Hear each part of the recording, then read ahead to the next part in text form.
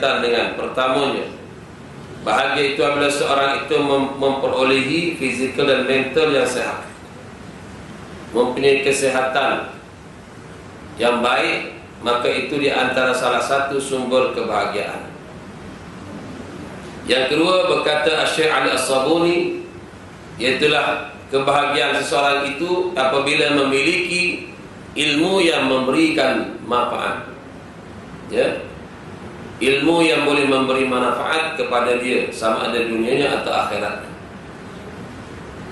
Dan sebab itulah ilmu yang paling bermanfaat ialah ilmu yang membawa kita rasa gerun dan takut kepada Allah. Itulah ilmu yang disebut oleh ahli-ahli tasawuf.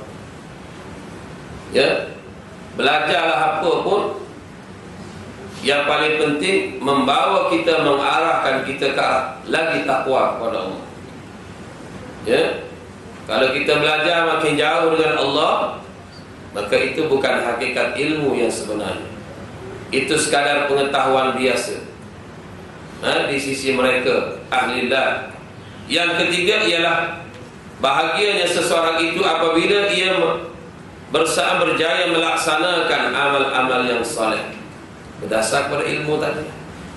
Itu kata Syekh Ali As-Sabuni dalam menghuraikan ayat al-mal wal banun zinatul hayatid dunya wal baqiyatus salihatu khairun inda rabbika thawaban wa khairun amala. Ya, harta benda dunia, anak pinak adalah zinatul hayat, perhiasan hidup atas dunia. Sekadar itu. Tetapi kalau kita mampu menggunakan nikmat tersebut, boleh juga membawa kebahagiaan ke akhirat. Apabila kita mempunyai fizikal yang sehat tadi, bila kita mempunyai ilmu yang bermanfaat tadi, dan apabila kita berjaya melakukan amal yang saleh. Yang keempat, kata dia, kata Syekh Ali As-Sabuni, kebahagiaan itu yang keempat ialah ikhlas kita melakukan ibadah. Ikhlas dalam ibadah, kita akan merasai kebahagiaan. Yang kelima, mendapat keredaan Allah. Kita berjaya meraih keredaan Allah. Sebab itulah berbeza orang yang berjuang atas nama agama dengan berjuang atas nama lain. Bila dia berjuang, dia bukan di atas nama agama, dia cari matlamat dia adalah duniawi semata-mata. Orang yang berjuang di atas agama, maka matlamat dia bukan hanya dunia, bahkan kebahagiaan akhirat. Ya, dia akan ajak bukan setakat diri dia. Kalau dia sebagai seorang pemimpin, dia akan ajak rakyat dia supaya selamat daripada azab Allah Subhanahu wa taala. Itulah kepimpinan yang dibawa oleh Nabi. Semua nabi-nabi begitu. Nah, bukannya mengarahkan, mengajak orang yang di bawahnya supaya lupakan akhirat, hiduplah atas dunia semewah-mewahnya. Nah, sebab itulah, ya, kalau kita buka ayat Quran, buka hadis Nabi, kita didorong oleh hidayah Allah Subhanahu wa taala. Yang keenam, disenangi oleh masyarakat. Bahagialah kita. Orang suka dengan kita, senang dengan kita. Bukan tengok kita meluak. Ya, bukan tengok bila lagi nak pergi orang ni, bila lagi nak turun ni, misalnya. Contohnya meluak kan. Ya, orang tak sayang, orang benci. Kalau orang di dunia benci, orang di langit lagi benci. Kalau semua orang baik pun benci, orang jahat pun benci kat kita, bahaya. Ya, kalau orang jahat saja benci kat kita, orang baik suka, itu bagus, boleh tahan kan. Yang ketujuh, merasa puas dan cukup dengan harta yang ada. Cukup, qanaah. Sudah cukup, dia kata. Tidak kata tamak halubur, nak cari tak kira halal haram. Yang pentingnya harta, duit kan. Mana orang yang tidak ada merasai kecukupan di atas nikmat Allah itu, dia tidak akan rasa bahagia. Betul? Tak akan mencapai kebahagiaan dalam diri dia. Sebenar-benar bahagia tak ada, sebab dia tak pernah rasa cukup. Ya, Orang yang puas hidup ialah orang yang cukup, rasa redha, qanaah. Ya. Yang ke-8 katanya, rumah tangga yang aman dan tentram. Ini kata Syekh Ali Sabuni, bahagia. Rumah tangga yang aman dan tentram, jauh daripada keretakan rumah tangga. Anak hormat bapa ibu, ibu tanggungjawab mendidik anak dengan baik. Ya, insya-Allah tuan-tuan. Mendapat isteri yang solehah dan anak-anak yang soleh, itu di antara rumah tangga bahagia. Istrinya solehah, suaminya soleh. Sebab tu Nabi sebut ad-dunya mata'un wa khairul mata' al-mar'atus salihah. Dunia ini adalah perhiasan. Betul. Sebaik-baik perhiasan atas dunia ini, kata Nabi, adalah al-mar'atus salihah, perempuan yang solehah, isteri yang solehah. Kalau kita ada seorang perempuan yang solehah dalam rumah kita, maka kita akan mencapai kebahagiaan. Tapi kalau ada 10 wanita tapi tak soleh seorang pun, susah, haru biru haru tuan. Nah, kepala kita pun naik, masuk angin tuan. Kan? Betul. Itulah solehah ni, dunia akhirat bahagia. Dan anak soleh pun sama juga. Kita hidup atas dunia, hati kita tenang. Kita mati dalam kubur, sampai pahala kat kita dalam kubur. Itu kebahagiaan, hasil daripada anak yang soleh. Dan anak itu tanggungjawab kita. Kita nak jadikan dia soleh, kita kena berusaha di samping doa dan berikhtiar. Macam kita katalah,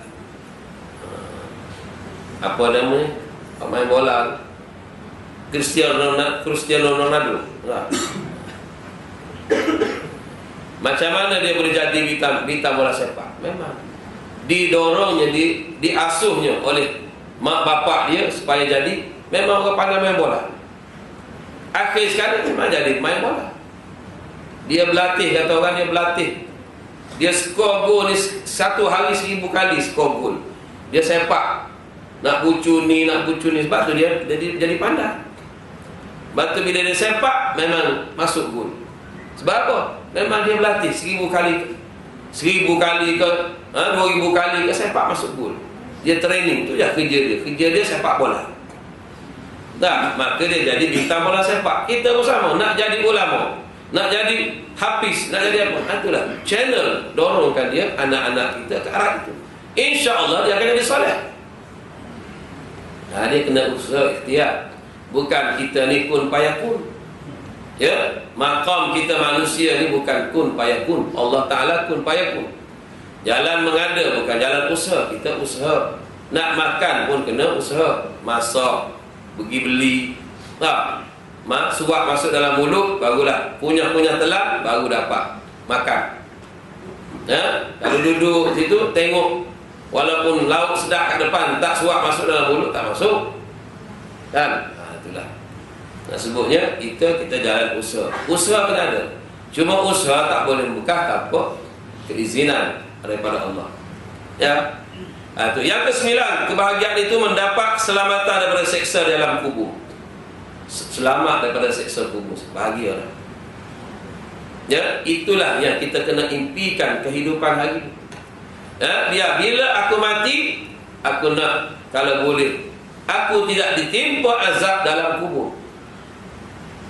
Aku tidak didatangi oleh malaikat-malaikat ini menyiksa. Itu dia punya wawasan. Dia punya cita-cita kena ada. Bukan setakat cita-cita nak jadi kaya je tu. Nak jadi kaya akhirat, nak jadi lepas kepada neraka. Yang ke-10, menempuhi perhitungan amal yang mudah di akhirat pula. Itu cita-cita. Kita sambil kita doa, kita berusaha supaya Allah hitung amal kita itu mudah. Nabi ajar dalam sebuah hadis Ibnu Hibban, kan? Maka Nabi kata, doalah olehmu, Allahumma hasibni hisaban yasira.